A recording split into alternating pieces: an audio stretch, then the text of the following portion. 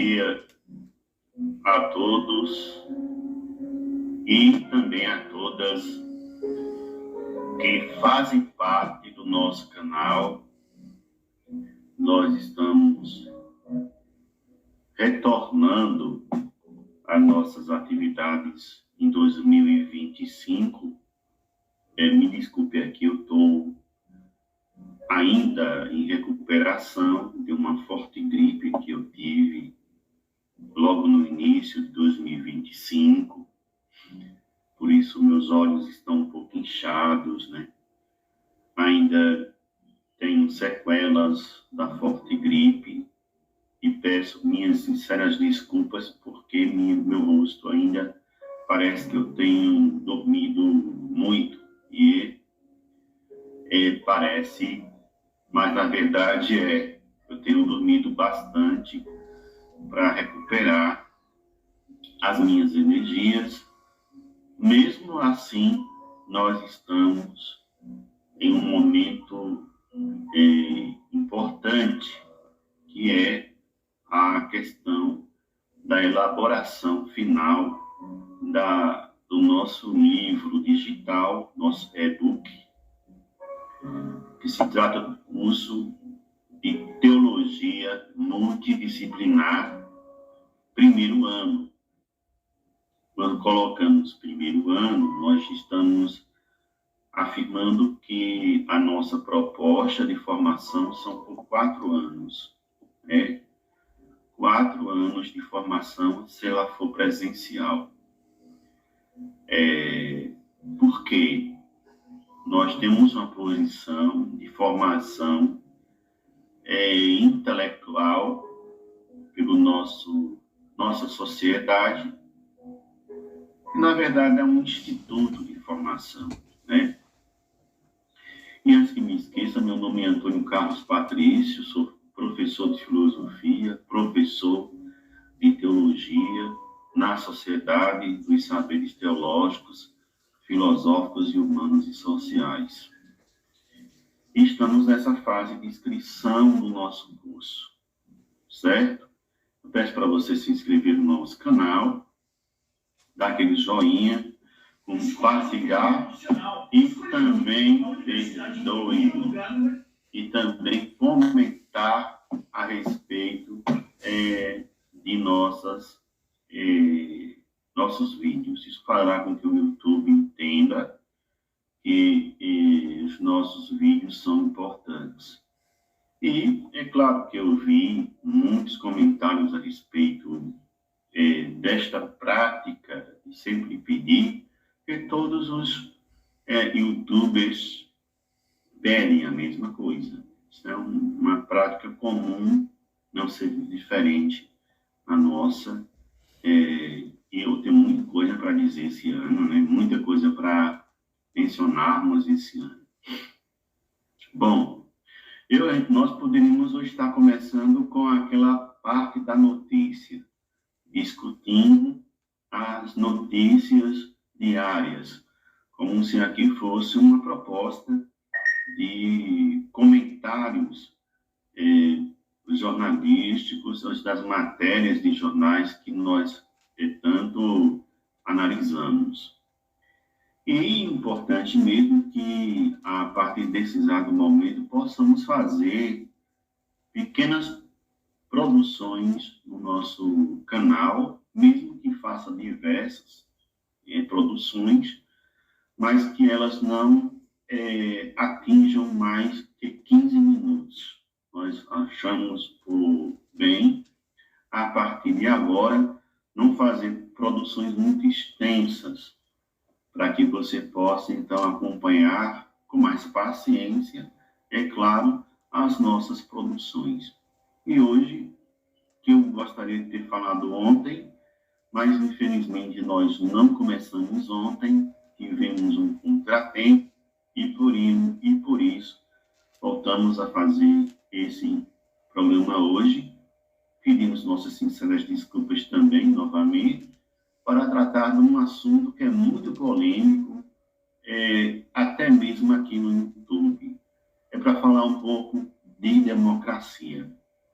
Ontem 8 de janeiro, o Planalto Central, os três poderes que estão em Brasília, no Distrito Federal, os três poderes, assim representados, fizeram um ato, uma solenidade, na verdade, parecia mais uma solenidade do que um ato, e que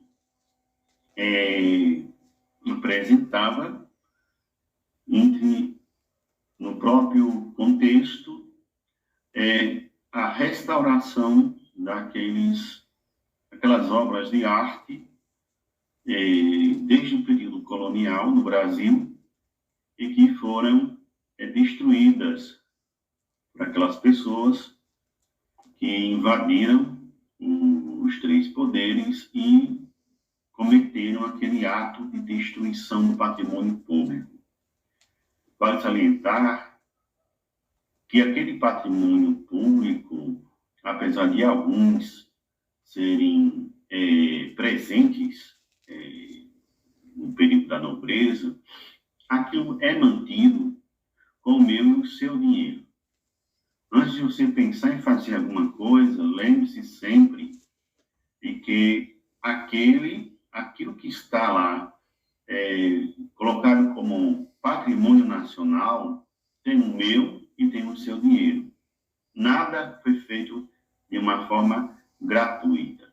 Nenhum que venha a contemplar alguma coisa no sentido de público é exatamente do mandatário ou chefe de Estado em si. Lhe pertence ao povo brasileiro. Até para manter aquela estrutura lá, precisa de dinheiro. E dinheiro é dinheiro público. Então, antes de mais nada, pense antes de cometerem qualquer deslize dessa natureza. Não é, então, a nossa intenção aqui. A nossa intenção é, de fato, refletir a respeito da democracia. A palavra demo, que quer dizer povo, e cracia, que quer dizer governo, significa, etimologicamente, no termo da palavra, democracia do povo. Esse termo vem da Grécia. Da Grécia, inclusive da cidade de Atenas. Nós conhecemos o modelo como era exercido a democracia. Só que a democracia, ela era uma democracia que era de forma exercida por aqueles que eram considerados cidadãos de Atenas.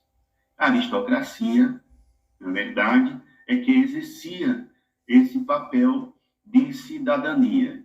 Aquele que tivesse propriedades eram os cidadãos gregos. Aqueles que eram escravos e que não possuíam propriedades até um determinado valor não poderiam participar das discussões ditas democráticas. Então, poderemos considerar que na Grécia não havia essa democracia popular.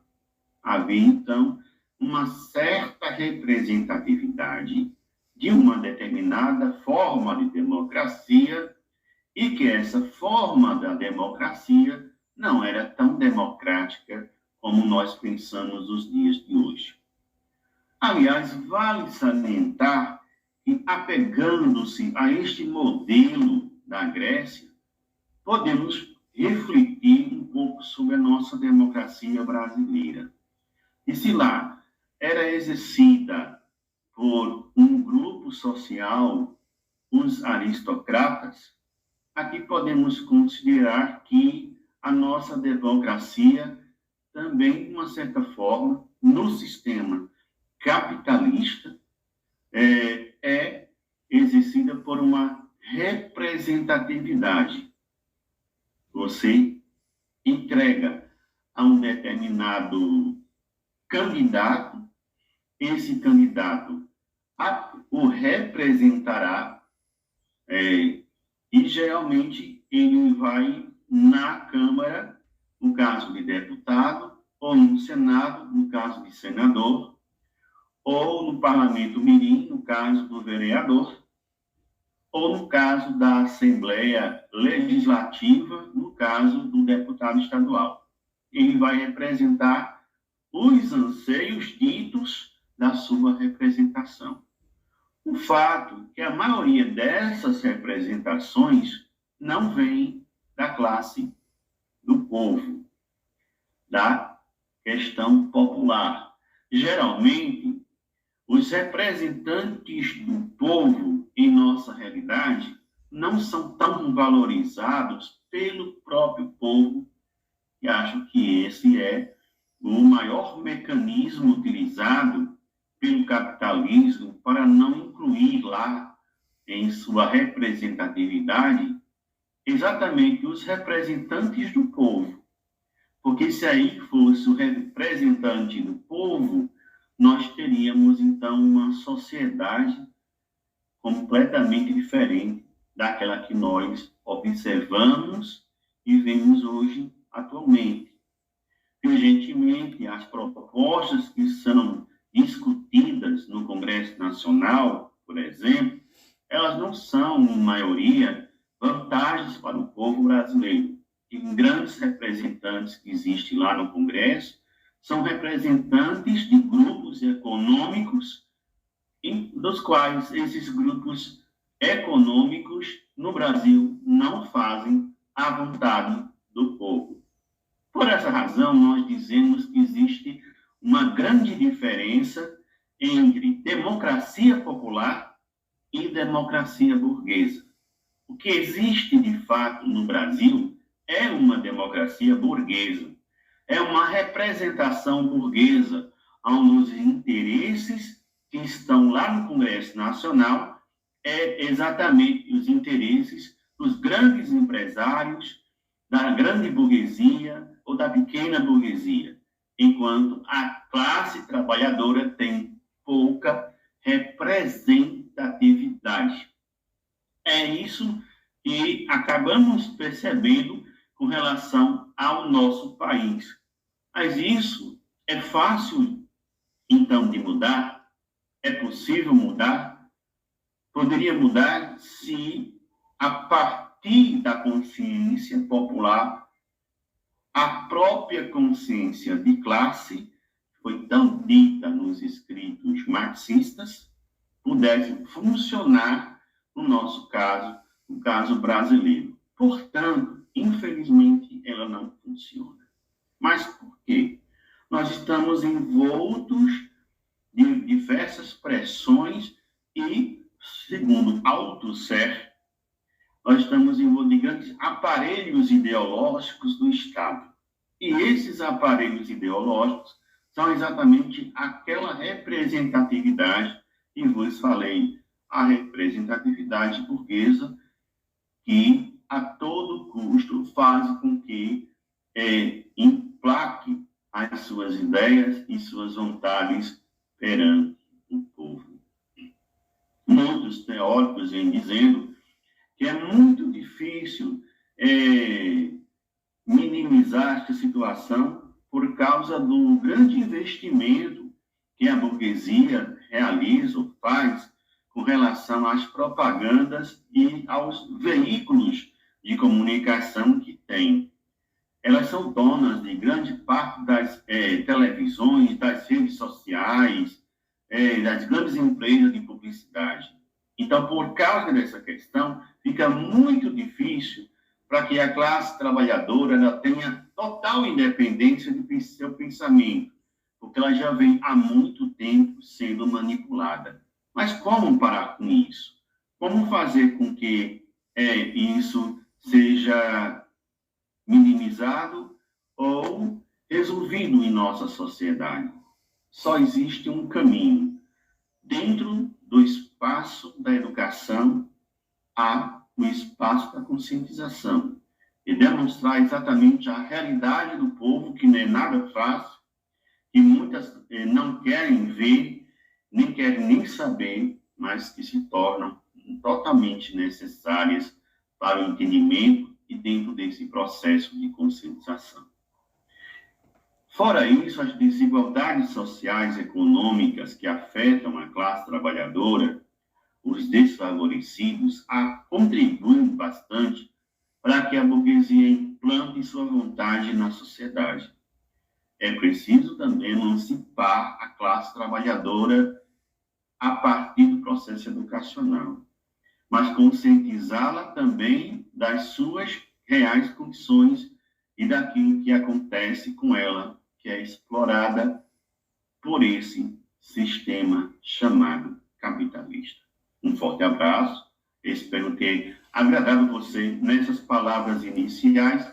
Um feliz ano novo, feliz 2025 e até a próxima, se aquele então permitir. Um forte abraço e tchau!